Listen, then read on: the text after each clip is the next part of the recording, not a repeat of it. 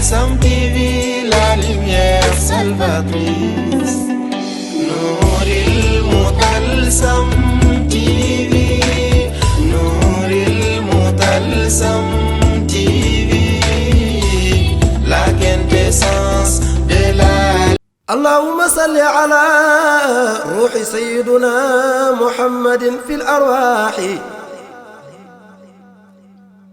وعلى جسدي في الأجساد وعلى قبري في القبور وعلى آله وصحبه يا رسول الله صلى الله عليه وسلم. Assalamu alaikum rahmatullah. Nous voilà ici présents à Médina Cheikh Tidiane auprès de notre guide bien-aimé pour vivre avec vous ces 3 jours que nous attendions depuis des années, à savoir le 28, le 29 et le 30 janvier. Comme vous pouvez le constater, tout est déjà en place pour accueillir les talibés dans les meilleures conditions possibles et l'équipe Nouril Mutalsam TV sera ici au complet pour vous faire vivre ces 3 jours de lumière, Inch'Allah. Donc restez connectés. اللهم صل على روح سيدنا محمد في الأرواح وعلى جسدي في الأجساد. Du 28 au 30 janvier, Médina Cheikh avait célébré l'événement marquant de l'histoire musulmane, à savoir l'intronisation du Mahdi. Le vendredi 28 janvier, jour de la Hadaratul Jumu'ah, d'où la plupart des disciples venus partout dans ce monde ont rejoint les lieux. Les uns sont venus par leurs propres moyens, par contre les daïras ont organisé un convoi bien animé pour rallier ensemble Médina Cheikh. Il s'agit de la Daïratul Iman Dakar, Cambérène, Thiès, Kaolack, Tivaouane Peulh, Rufisque, Sébikotane, sans oublier la Fédération du Waalo. Ils sont arrivés avant la prière d'Asr. وعلى قبري في القبور وعلى آله وصحبه يا رسول الله صلى الله عليه وسلم. waaw santaat yàlla beneen yoon rek di julli si rasul sallallahu alayhi wa sallam di dellu di gërëm Mawlaay Cheikh Ahmed Tidiane Chérif radiyallahu taala anhu waaye di dellu di beral nuyoo suñu sëriñ suñu wasila Mawlaay Xutbul Axtaabul Kabir Imaamul Mahdi al Muntazar. tey dañuy ñëw rek ci datu 29 bi mu woote woon nga xam te ni si lañ koy introniser ci cër bi nga xam te ni yàlla jox na ko mu nekk ki ñu doon xaar Imaamul Mahdi al Muntazar. loolu moo ñuy yëkkati moo tax la fédération Daaratul Iman bu Waalo bi nga xam te ni man la yàlla dogal ma jiite ko nekk à la tête ñëw nañu ak une forte mobilisation pour jëmmal bés bi. ñëw nañu une forte mobilisation pour taataan si lumière bi nga xam te ne moom lañ fi taataan si waaye ñëw rek ngir gën a wane ni ay taalibe lañu.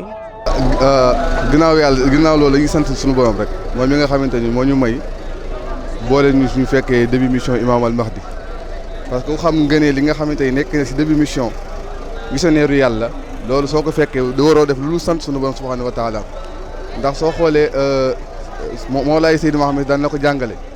ngeen Seydina Omar ak suñu xoolee ñàmbaaram si diinal islam dem na ba nekk sa amirul muminun waaye daf daan mébét naan yàlla su ma mën a joxe lépp lu ma def ci mission bi fekke début mission bi moom ko gën a kon da ngay gis ne début mission surtout bi Imaam al Mahdi loolu leen gëneel loo goo xamante ne nit ki du ko mérité mais borom bi rek moo koy nammal yiw waaw nammal ko cër moo tax mu ko si boole macha allah moo tax duñ def lu am contentement waaye tamit di teeru suñu sang bu tedd bi tamit waaye tamit di ko ñaan ñu ànd ak moom si mission bi ak lépp loo xamante ni mën na ci nekk rek mu teel ñu boppam waaye lépp loo xamante tamit dañ dikk ci mission bi tamit ñu participer si teggin ak na nga xamante ni moom la ko bëggee ñu ànd ak moom ba 2075 incha allah rabbi. Le soir, après la Hadaratul Jumu'ah, la prière de Maghreb et le Wazifa, une cérémonie a été organisée sous forme de table ronde avec des invités comme Cheikh Abdoulaye Fall, Khalifa Oumarou, Sokhna Rama, Cheikh Moussa Fall, Khalifa Rawane et Cheikh Bassir Diouf, qui ont répondu à des questions bien précises sur la vie et l'œuvre de Seydi Mohamed El Cheikh, thème de cette soirée. La soirée était également animée par des chanteurs de groupes différents. À son noble fils aussi, nous rendons grâce, son khalife pur, dans sa vraie lumière. L'authentique guide sur la Siratik al-Mustaqim, le sauveur des âmes d'Akhirou Zaman, l'héritier suprême du maître du pouvoir absolu, l'abreuvé de Bahrul Kanzi, notre maître bien-aimé, son excellence Maulaya Seydi Mohamed El Cheikh. L'année passée, à la même période, exactement le 8 février 2021, coïncidant avec la naissance de notre vénéré guide Seydi Mohamed El Cheikh, je disais lors du discours inaugural, dont le thème était Seydi Mohamed El Cheikh, détenteur d'une mission universelle, que judd bari na way bokul. Nous sommes tous l'œuvre de Seydi Mohamed El Cheikh, car ce qui est parfait en nous actuellement, c'est Seydi Mohamed El Cheikh qui l'a fait. fan yii ku nekk ci dëkk yi nii maanaam daal macha allah boo demee ay dëkk yu mel ni Iran dañoo am ay prison yoo xam ni ñii woote Imam al Mahdi moom lañ ci dugg ba ñu mujjee def xayma bi gën ko wàññi waaw mu doon loolu nga xam ne ku doy waar lu jar tàngaat Seydi Mohamed El Cheikh mooy ki nga xam ni moom la Yonent bi annoncé ci benn wàll waaye moom la itam Mawlaay Cheikh annoncé ci beneen wàll daal di wax ni bu ñëwee sax moom taalibeem lay doon. Et tout le monde ici présent conviendra avec moi que Seydi Mohamed El Cheikh en réalité n'a même plus de vie. Comme il aime à le rappeler, il a dédié sa vie à son maître spirituel Maulaya Cheikh Ahmed Tijani Cherif.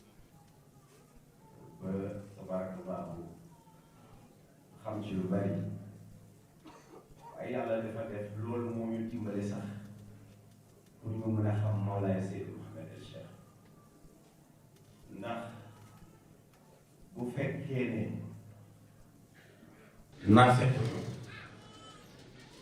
bu fekkee ne ànda emporté wuñu bu fekkee ne itamit dëgg rek la ñuy wax dund bi ma dundal kilifa yi ma dundal xam ni ñu dundee moo ma projeté ba ma mën a xam Mawlaaya Seydi Mohamed El Cheikh lii mu nekk dëgg la wala dëgg. Imam al-Mahdi yow la ñu doon xaar fii ci dunya wa dawdalena an Tijani mutarjimun kullama qala al-iftira kullama tasa bil ulum min kafa'an kama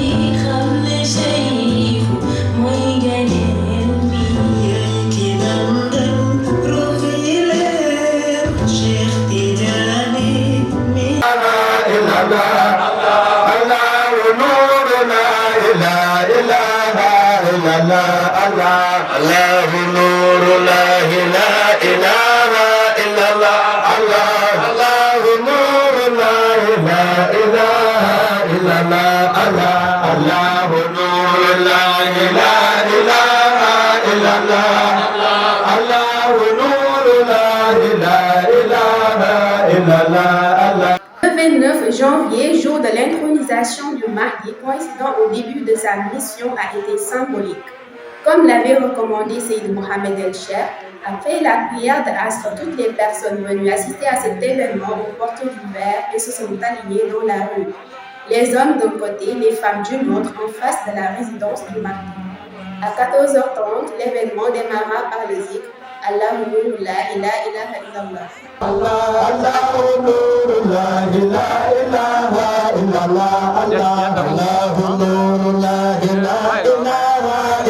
Bonjour au monde entier.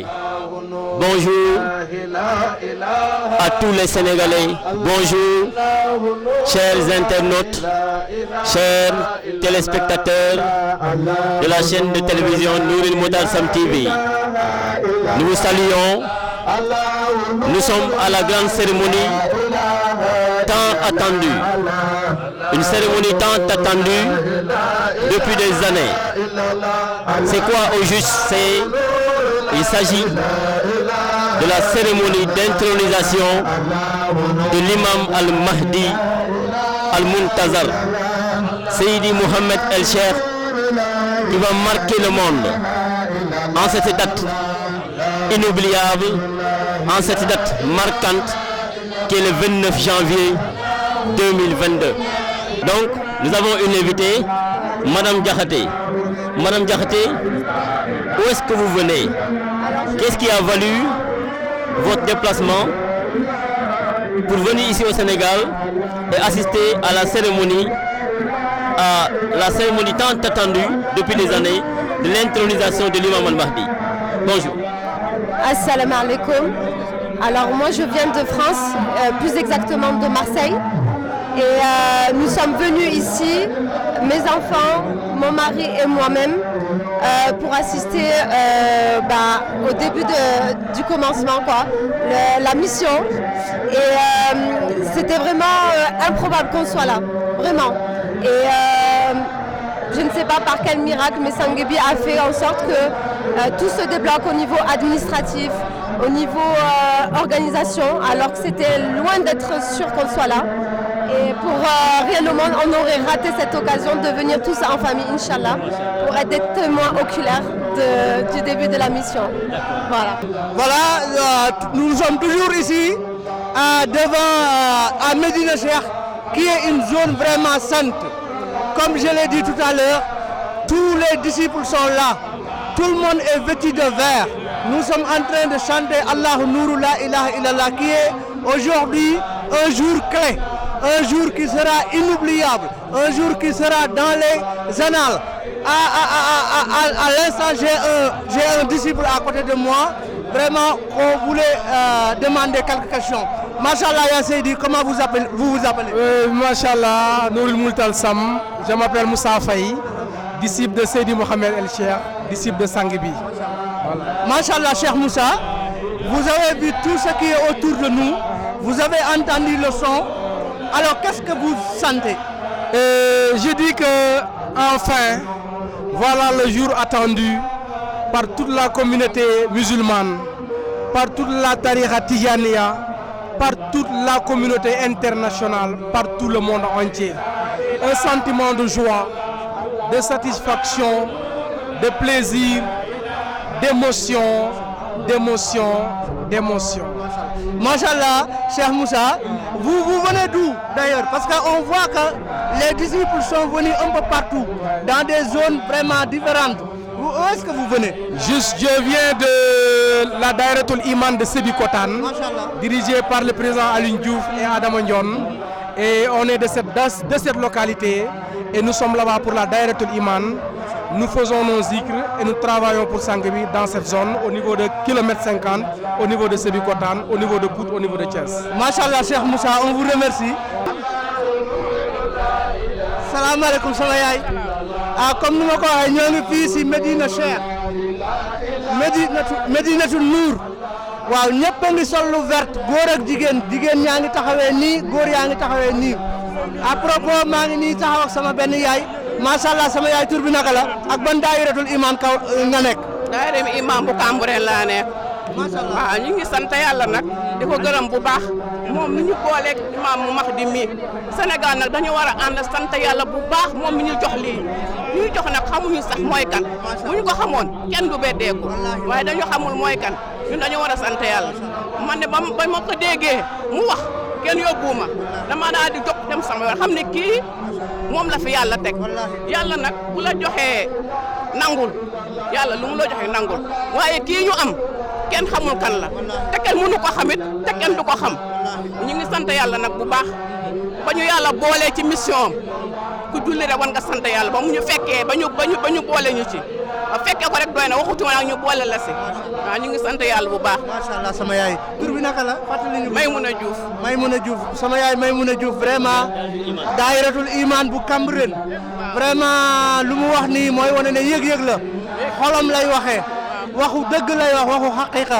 mooy yëg-yëg dëgg muy bés bi ñëpp a ngi nii taxaw di wëy allahu nuuru laa ilaha lu daw yaram muy bés boo xam ne dina am tey dootul amati ba ilaa yow mi wallahi wallahi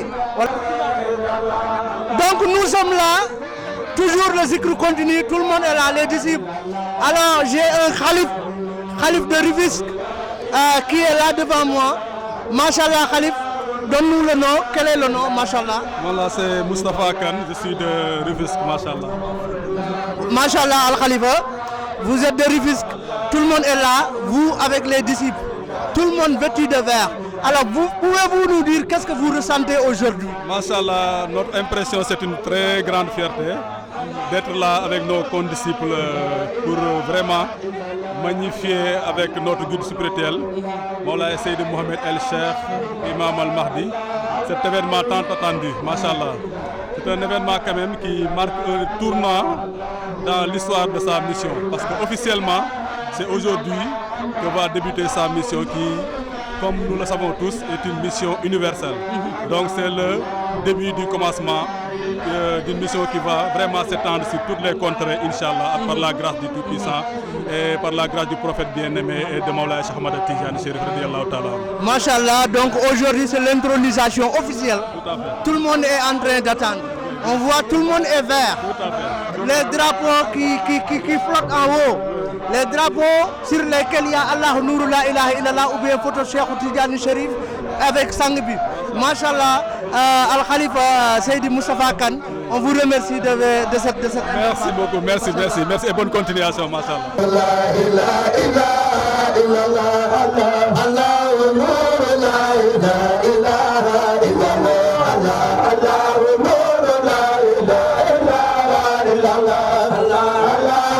Au cours de ce zikr, Seydi Mohamed El Cheikh apparut aux environs de 15h25 du haut de sa résidence en tenue vert, écrit dessus Allahu la ilaha illallah alif en lettres arabes, avec sa canne mystique, le turban vert et le chapelet à la main. À la fin de ce zikr, il adressa un message fort à ses disciples. waaye dama leen wax ni leen yëkkati woon yat bi karaama taxuma woon jóg la ma taxu. Il les recommande d'adorer Allah, de suivre le prophète, d'écouter Moulay Cheikh, quel que soit leur état, de suivre les directives, et tous ceux qui respecteront ses recommandations chemineront avec lui jusqu'à 2075. Ce jour du 29, c'est le début et non la finalité de la mission, dit-il. Et leur seul ennemi, c'est Masih Dajjal. Sangbi affirma qu'ils sont là pour mener la mission et non se justifier auprès de quiconque. Il a répondu aux gens qui disaient qu'on le suivait pour le karama, que tel n'est pas le cas, on le suit pour ses connaissances. Il a précisé qu'il voulait soulever sa canne non pour le karama, mais à cause de ceux qui disaient qu'il n'assisterait pas ce jour du 29. Moulay Cheikh Tidjani disait que sa principale priorité est que chacun de mes compagnons doit juger son évolution spirituelle comme étant le karama que j'ai fait pour lui. Pour finir, il a demandé de rendre grâce à Moulay Cheikh. Allahu nurullahi la ilaha illallah. Allahu nurullahi la ilaha illallah. Allahu nurullahi la ilaha illallah. Allahu nurullahi la ilaha illallah. Donc aujourd'hui, ça fait des années qu'on attendait ce jour, ça fait plusieurs années même qu'on attendait ce jour. Est-ce que vous pouvez nous donner votre sentiment du jour, après les événements que nous venons de vivre aujourd'hui? Alors il était important pour nous d'être présents à ce jour de l'intronisation de l'imam al-Mahdi Muntazar, Mawlaï Seydi Mohamed El Cheikh. Il faut savoir qu'on a eu la chance, nous, de connaître Mawlaï Seydi Mohamed El Cheikh depuis 2016.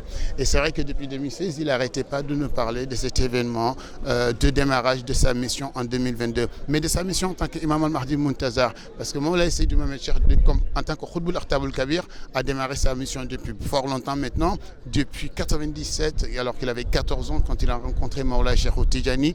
Et depuis lors, depuis les années 97, Mawlaï Cheikh Tidjani, Mawlaï Seydi Mohamed El Cheikh n'arrêtait pas de nous parler également de ce démarrage en 2022. Donc c'est quelque chose qui était connu, qui était attendu.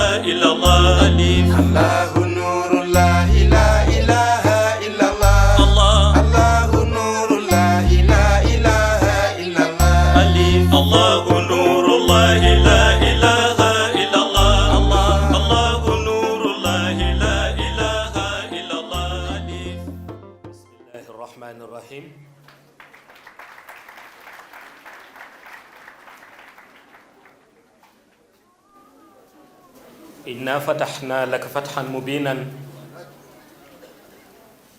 ليغفر لك الله ما تقدم من ذنبك وما تأخر ويتم نعمته عليك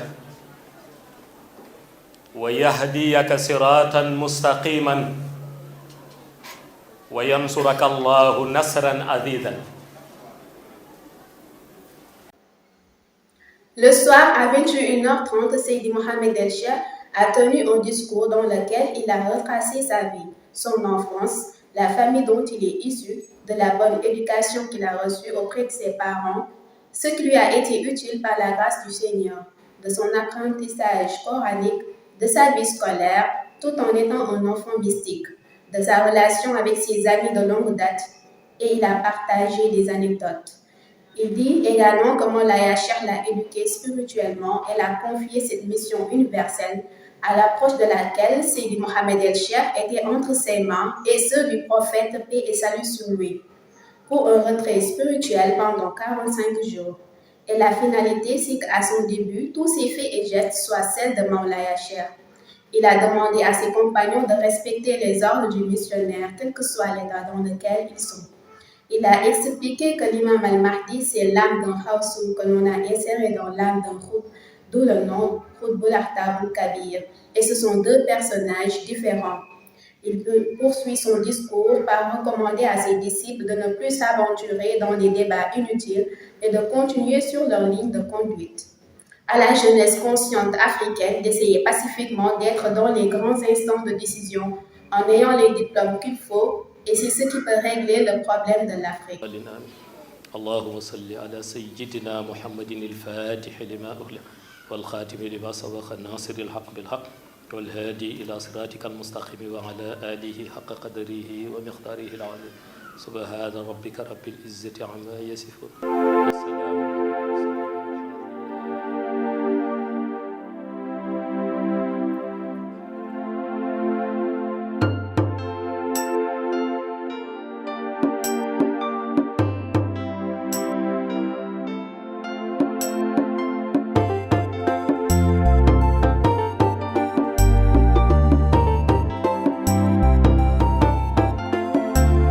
الله نور الله لا إله إلا الله